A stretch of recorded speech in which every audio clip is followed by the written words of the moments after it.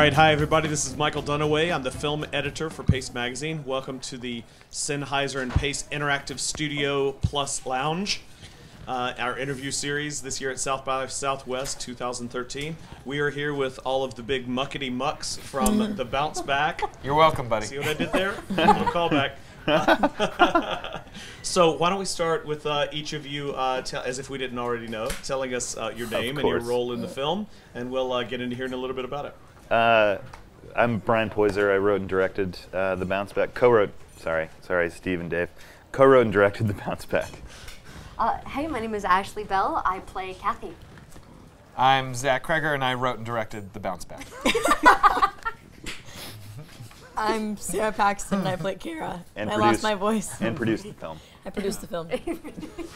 Yeah, the losing the voice is definitely a hazard of South by. Yeah, last night. Specifically. Yeah, no doubt.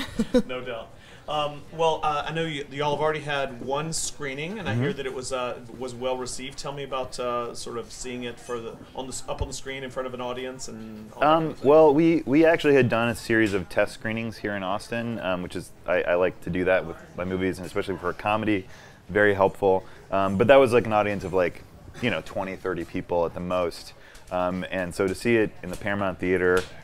Our movie palace that's been here since 1915, and to have a great, packed screening, even those 2 in the afternoon, and just an incredible reaction. I mean, I think we were all sort of blown away, by how well it went, and that it's I just was really looking forward to the screening and so happy that, our cast and people who are not here actually got to come in and sort of experience it all together. So I don't know. Do you guys think it went well? I mean, I've been to premieres that have not gone well, and I know what that feels like. And this felt very, very different. It was nice. Yeah. Yeah, that house has such a history. I was interviewing Rick Linklater on the red carpet yesterday, and he said, "Yeah, I think 17 of my films." Yeah. 17. I've had 2 movies that I've directed, so watch out, Rick. I'm catching up very slowly. So tell us a little bit about the film and what we can expect from the film, both in subject matter, tonally. Well, you can expect some romance. You can expect some Texas two-stepping. You can expect some dirty rapping. You can expect some air sex, actually. And air sex is a real thing. It's something that was imported from Japan by Tim League, the P.T. Barnum of our age, owner of the Alamo Drafthouse Cinemas.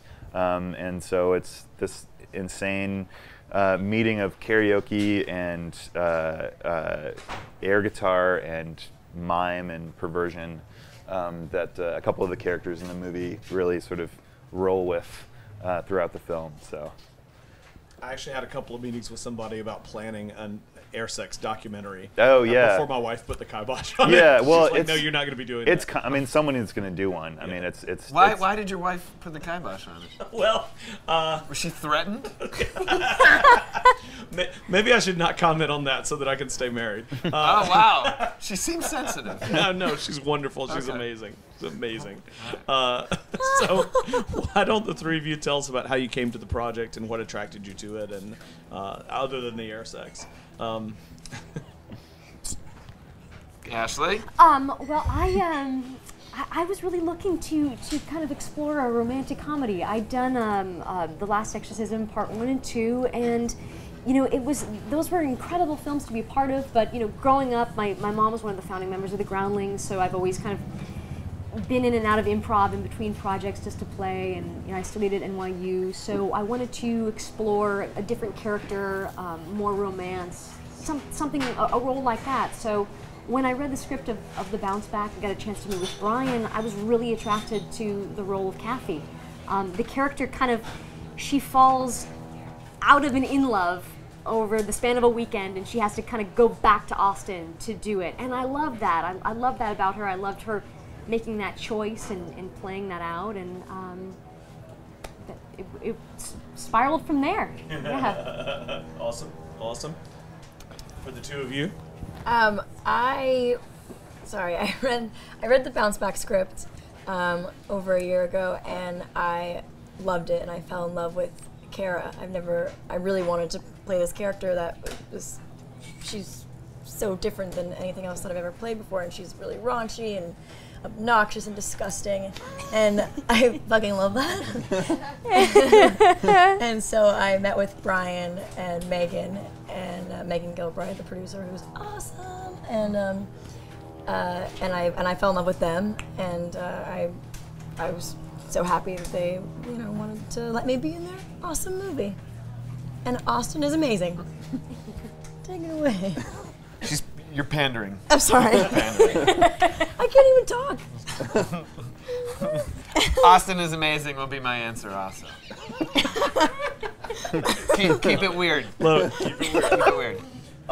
We're here with Sennheiser, and so we should probably talk a little bit about sound. I know that I think sound is one of the most key overlooked elements, especially of an independent film. Yeah. It's where a lot of people cut corners very ill-advisedly. So tell us about the sound design of the film and sort of how you approached that. Well, we had the great opportunity to work with sound recordists who we've worked with before. Big Brown Sound. Yeah.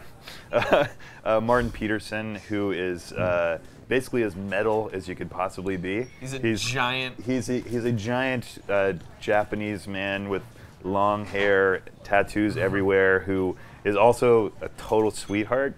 And he did the sound for my last feature, Lovers of Hate, and we were really excited to have him back. And he also had a great partner, Carlo, who was our boom operator. And it was a really challenging movie in terms of sound, because we had like a lot of big crowd scenes at the Alamo with the Airsex competitions. We also shot on 6th Street, like live on 6th Street. We did not shut it down, and so it was a real challenge for him to try to get the real audio of the actors out on the street. And there were quite a few scenes where a lot of the movie takes place at night, so we would have to shoot overnight. And so we were racing the sun always. And of course, this being Austin, the Grackles love to come out as early as they possibly can. Release the Grackles. Release the Grackles. So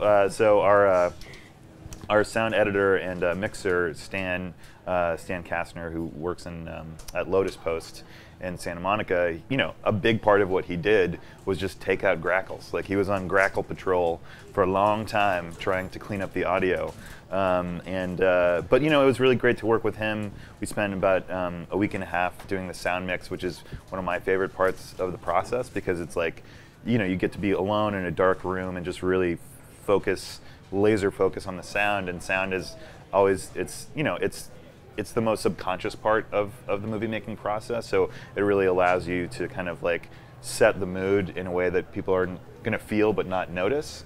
And so, that was just really, really fun to do. And there's a lot of live environments in the movie. There's a lot of music pumping out of clubs. We really tried to capture the music scene of Austin, but sort of in an off-screen way.